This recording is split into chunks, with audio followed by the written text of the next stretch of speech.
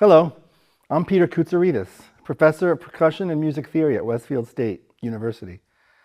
I'm the principal timpanist with the Waterbury Symphony Orchestra, and I play drums in a faculty jazz group here at Westfield State. In this video, I'll walk you through some tips that will help you prepare for the upcoming district band and orchestra audition on Mallets.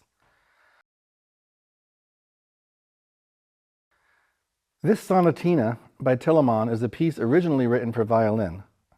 It's from a great book of transcriptions called Masterpieces for Marimba, arranged by Thomas Macmillan. You can see some idiomatic violin writing in the repeated note suspensions in measures 5 through 7, which is a common string technique. This is a chain of suspensions, as if the notes were sustained, but they're not. This passage provides a rhythmic drive common in Baroque music.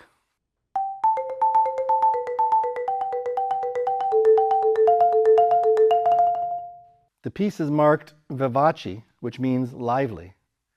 The recommended tempo is quarter note equals 102 plus. I like to play it at quarter note equals 112. It's a nice, bright, and lively tempo. This tempo also works nicely for the rolls and double stroke suspensions. Practice this with a metronome and follow the dynamics carefully. I like to play the mezzo forte and the 7th line fairly soft, to make it easier to distinguish it from the increased forte dynamic at rehearsal letter B. I would repeat the first section in my performances as indicated in the part. You should follow the stickings that are in the printed part. One exception, in my opinion, would be measures 3 and 4. The printed sticking is left, right, left, right, right, left, right, right, left, right. In this case, I would use a variation of the sticking for these measures, which is left, right, left, left, right, left, left, right, left, left. The double strokes in this variation can be difficult to articulate, and maybe the printed sticking might be best for the clarity of the line, but I think in many ways it's easier and more accurate to play this passage with the sticking variation. Left, right, left, left, right, left, left. I'll play it. I would also make this same sticking change in the first 2 measures of letter B, and also measure 5 and 6 of letter B.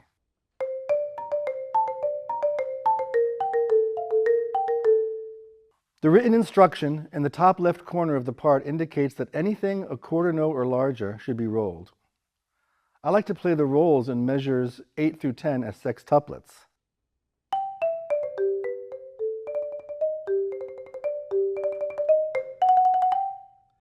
I'll do it slower.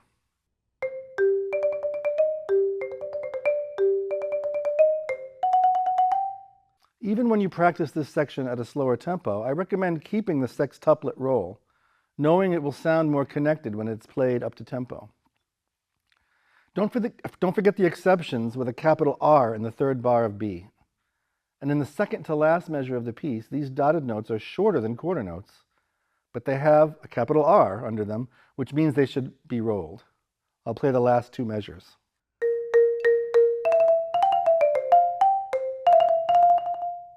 For trills, I recommend starting on the diatonic note above the printed note and ending on the printed note.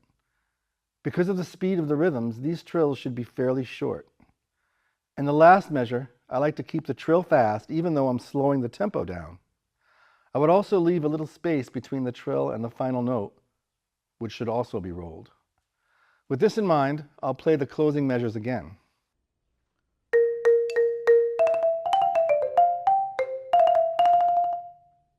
In the 3rd measure of rehearsal letter A, bring out the dynamics provided by the arranger. This is a nice echo effect, alternating between forte and piano. I would suggest observing this without overdoing it.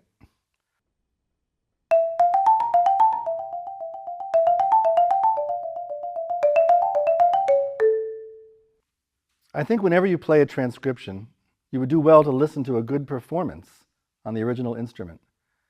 In this case, a violin.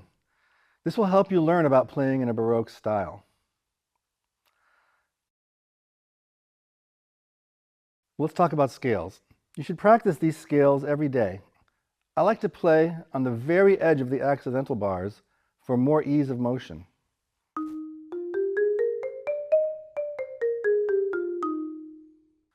If I'm playing major scales in one octave, as the scale sheet indicates, I would start with the left hand and alternate hands throughout, like I just did. Another option would be to start with two right hands. Right, right, left, right, left, right, left, right, right, left, right, left, right, left, right. This sticking would also work well for playing in multiple octaves.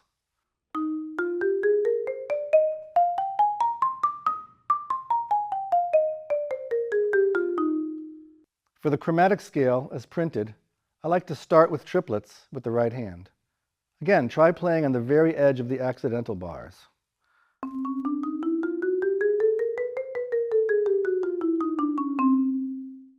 Two octaves.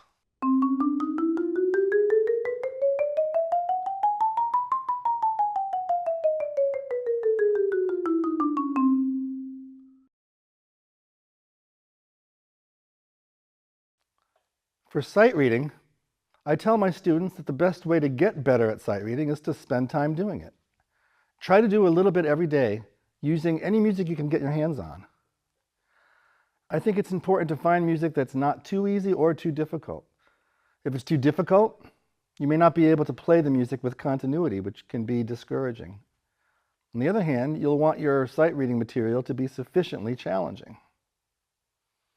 When you prepare to sight read on a mallet instrument, make sure you check out all the important information in the printed music before you try to play it. I learned a helpful acronym from one of my colleagues. It is STARS, S-T-A-R-S. S is for key signature. Make sure you check the key signature. T is for time signature and tempo. A is for accidentals. Scan the passage to see if there are accidentals you need to watch out for. R is for rhythm. Do you see any confusing rhythms that you should figure out before you start? The last S is for signs and symbols. Look at any articulations, slurs, ties, crescendos, first and second endings, and anything else on the page. Once you've identified all these things, find the hardest looking spot, think about how fast you can play it, and start at that tempo. Thank you for watching this video. I hope it was helpful and that you enjoy the process of preparing for your audition. Work hard and have fun. We look forward to seeing you at Westfield State. Take care.